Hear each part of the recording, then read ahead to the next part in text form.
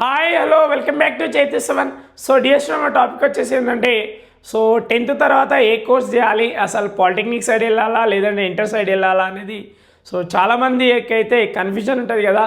So dear students, ఈ వీడియోలో మీకు క్లియర్ కట్గా ఎక్స్ప్లెయిన్ చేస్తా పాలిటెక్నిక్లో ఫ్యూచర్ ఉంటుందా లేదంటే ఇంటర్లో ఫ్యూచర్ ఉంటుందా లేదా అనేది సో ఈ వీడియోలో మీకు డీటెయిల్గా క్లియర్ కట్గా ఎక్స్ప్లెయిన్ చేస్తా, రైట్. సో డియర్ స్టూడెంట్స్, ఈ వీడియోని మీరు లాస్ట్ వరకు వాచ్ చేసిరు అనుకో, నేను చెప్పే ఇన్ఫర్మేషన్ మీకు పక్కా యూజ్ అవుతుంది, పక్కా యూజ్ అవుతుంది, ఓకేనా, రైట్ నాన్న.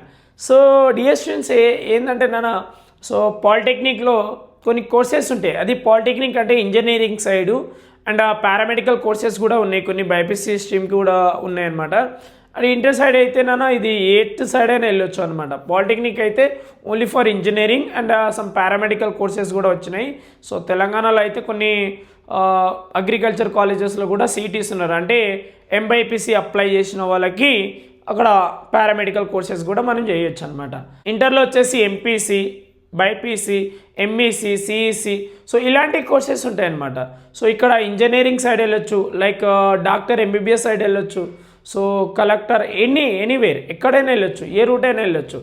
బట్ ఇంజనీరింగ్ సైడ్ వెళ్ళాలనుకున్న స్టూడెంట్స్కి అయితే polytechnic is the best options.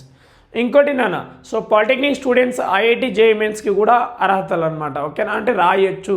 So ఇక్కడ ఇంటర్ ఎంపీసీ తీసుకొని నువ్వు ఐఐటి జేఈఈమెన్స్ రాయొచ్చు. సో ఇక్కడ పాలిటెక్నిక్ తీసుకొని కూడా నువ్వు అటెంప్ట్ చేయొచ్చు. బట్ పాలిటెక్నిక్ 3 years ఉంటుంది, సో ఇంటర్ వచ్చేసి 2 years ఉంటుంది. సో డియర్ స్టూడెంట్స్, నా సజెషన్ వచ్చేసి పాలిటెక్నిక్ ఈజ్ ద బెస్ట్ అని చెప్తా. ఎందుకంటే నాన్న, సో పాలిటెక్నిక్ ద్వారా మనం ఎర్లీగా ఏదైనా జాబ్గా వెళ్ళాలంటే ఎర్లీగా మనం జాబ్ ఏదైనా పాలిటెక్నిక్స్ మీద కొన్ని జాబ్ ఆపర్చునిటీస్ వస్తాయన్నమాట. సో ఇంటర్ మీద అయితే కొన్ని ఆపర్చునిటీస్ ఉండవు, చాలా తక్కువ ఉంటుంది ఆపర్చునిటీస్ జాబ్స్కి. బట్ పాలిటెక్నిక్ మీద అయితే కొన్ని జాబ్స్ ఉంటాయి, అవి మనం అప్లై చేసుకుంటూ చదువుకోవచ్చు, ఓకేనా, రైట్. సో గవర్నమెంట్ కాలేజెస్ ఉంటాయి కాబట్టి అక్కడికి వెళ్తే నీకు ఎలాంటి ఫీజు అనేది పే చేయడం ఉండదు. అదే ప్రైవేట్ కాలేజ్ జాయిన్ అయినావు అనుకో, సో ఫీజు పే చేయడం ఉంటుంది, చాలా దమ్దం అయితే ఉంటుంది మామ.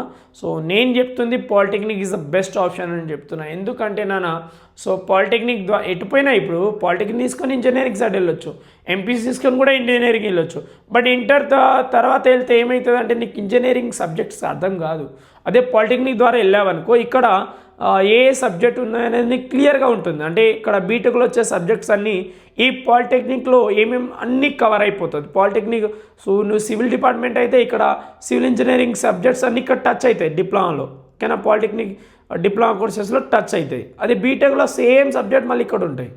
సో అదే అనమాట. ఇక్కడ ఇంటర్లో అయితే మళ్ళీ సేమ్ మ్యాథ్స్, ఫిజిక్స్, కెమిస్ట్రీ ఇవే ఉంటాయి. బట్ అక్కడ బీటెక్లో అవి ఉండవు అనమాట. సో ఫస్ట్ ఇయర్ ఉంటాయి, మళ్ళీ దాని తర్వాత మారిపోతుంది సిలబస్.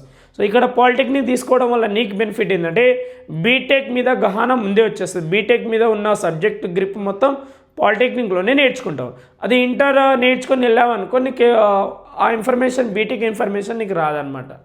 బట్ ఇది నేను అంటున్న సజెషన్ వచ్చేసి పాలిటెక్నిక్ ఈజ్ ద బెస్ట్. ఇప్పుడు 10th తర్వాత ఏమైనా చేయాలనుకుంటే పాలిటెక్నిక్కి వెళ్ళండి, ఇంటర్ వెళ్ళొచ్చు.